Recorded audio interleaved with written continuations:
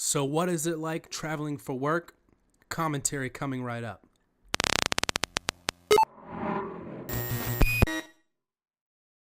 Hey guys, ECRG here, and today we're going to be talking about what it's like traveling for work for the first time. Now, I know a lot of people are very interested in traveling for their main job. People want to travel all over the country, they want to travel all over the world for their job, and people want to know, A, how you can best do that. And there are a lot of opportunities like that in clinical research. And B, once you get the opportunity, what's it like to travel for your job and what it may be like on the first opportunity. So I'm gonna share my experience with that. So recently I went to a kickoff meeting, or fairly recently I went to a kickoff meeting in clinical research, and I talk about that in my overview of the kickoff meeting video. If you haven't watched that, make sure you check that out after you watch this video. So, what it's like traveling for work. Well, it's a lot of fun. You work a lot of hours doing it. I logged more hours than I've ever logged in a week doing traveling. I did this one travel. It was 2 days, one night I stayed over. And it was overall a lot of fun because in the clinical research field, you bill based on the hour to the sponsor.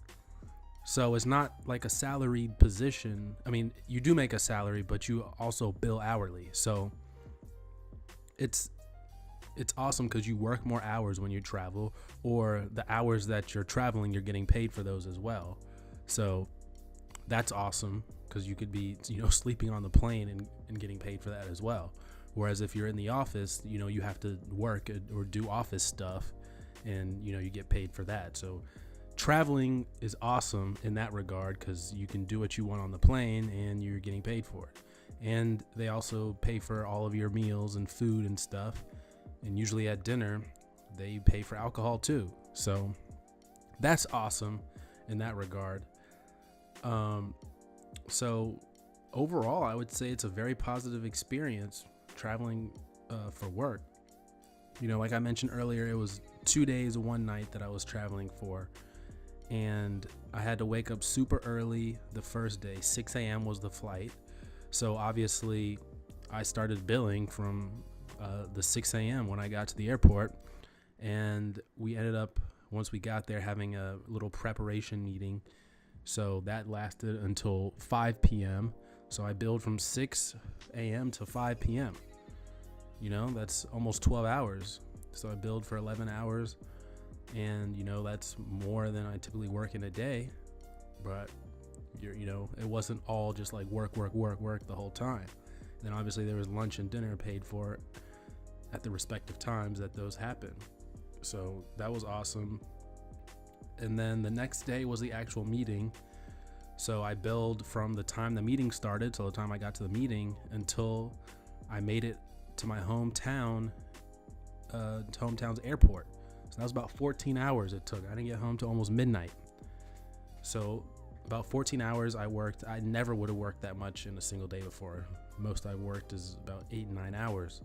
And that's because everything, it must be accounted for when going to the sponsor. It must be billed. So you have to work more than 40 hours a week, you have to be signed off on by your manager. Everyone has to sign off on it and approve that you can actually work more than 40 hours. So that's awesome in and of itself because there's not going to be much overtime worked. So that's cool. But, everything went pretty smoothly this time traveling. You obviously have to learn how to do expense reports for your job. That's going to be different at every company. Obviously, you have to keep your receipts for what you did buy. Obviously, there's a per diem given for what you can spend. About $10 for breakfast, I think about $15 for lunch, and then $25 for dinner, or that adds up to $15 a day you can spend. If lunch or dinner or whatever is provided, then obviously you don't need to spend that, but you're given about $50 a day to spend.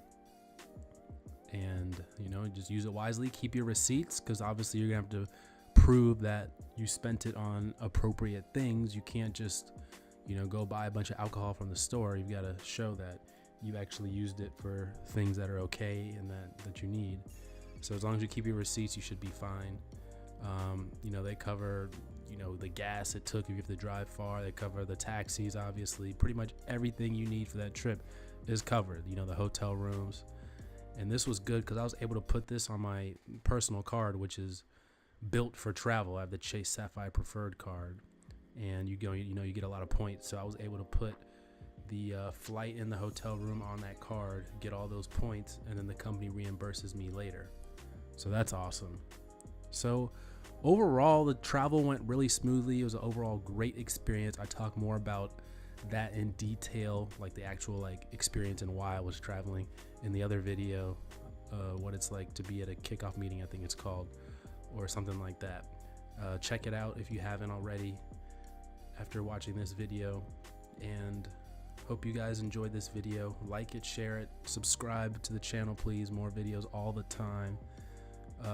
Haven't stuck to a schedule yet, but it's probably gonna be about 3 to 4 times a week we'll upload, or sometimes daily. We'll just see how it goes and see how you guys like the videos. Leave in the comments down below what videos you'd like to see. We love taking suggestions, so put down in the comments under this video. Obviously, if you have any questions, you can put those down, but put down in the comments what videos you would like to see, any suggestions. All right, guys, that's it for what it was like to travel for work for the first time. Take care.